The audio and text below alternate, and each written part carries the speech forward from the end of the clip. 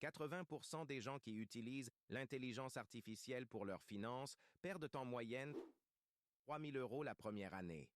Et le pire dans tout ça, c'est qu'ils font tous exactement la même erreur. Une erreur que tu peux éviter en 2 minutes chrono. Si tu utilisais ou penses utiliser l'IA pour tes finances, cette vidéo va te sauver des milliers d'euros. Je vais te montrer l'erreur la plus coûteuse que font presque tous les débutants et surtout comment l'éviter complètement. L'erreur numéro 1, celle qui ruine les comptes bancaires, c'est de faire confiance aveuglément aux conseils de l'IA. Les gens pensent que parce que c'est de l'intelligence artificielle, c'est forcément plus intelligent qu'eux. Grave erreur. L'IA analyse les données du passé, mais elle ne peut pas prédire les cracks, les crises géopolitiques ou les événements imprévisibles. Quand le marché s'effondre, ton IA continue de suivre ses algorithmes comme si de rien n'était. Mais ce n'est pas tout. Il y a un piège encore plus sournois. Le deuxième piège, c'est la suroptimisation. Ton IA va te montrer des backtests parfaits sur les 5 dernières années. 95% de réussite, des rendements de 15% par an. Ça fait rêver, non? Sauf que ces résultats sont calculés sur des données passées. C'est comme conduire en regardant uniquement le rétroviseur.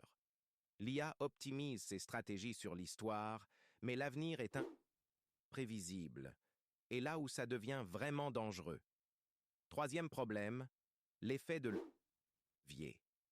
Beaucoup d'outils IA encouragent l'utilisation d'effets de levier pour multiplier les gains. Si tu gagnes 10%, avec un levier de 5, tu gagnes 50%. Génial. Sauf que si tu perds 10%, tu perds 50% de ton capital. Et avec l'IA qui trade en permanence, les petites pertes s'accumulent très rapidement. Alors comment éviter ce carnage financier? La solution est simple. Jamais investir plus de 5 à 10% de ton capital avec l'IA. Traite ça comme un laboratoire, pas comme ton plan de retraite. Utilisez l'IA pour apprendre, pour tester des stratégies, mais garde toujours le contrôle. Et surtout, diversifie. N'utilisez jamais une seule IA, teste plusieurs approches, compare les résultats. Retiens bien ces 3 points. Pas de confiance aveugle, méfie-toi des backtests parfaits et limite tes risques à maximum 10%. Si cette vidéo t'a évité de perdre de l'argent, mets un like. Et dis-moi en commentaire, tu utilisais déjà l'IA pour tes finances? La semaine prochaine, je te montre les 3 meilleures IA finances qui valent vraiment le coup.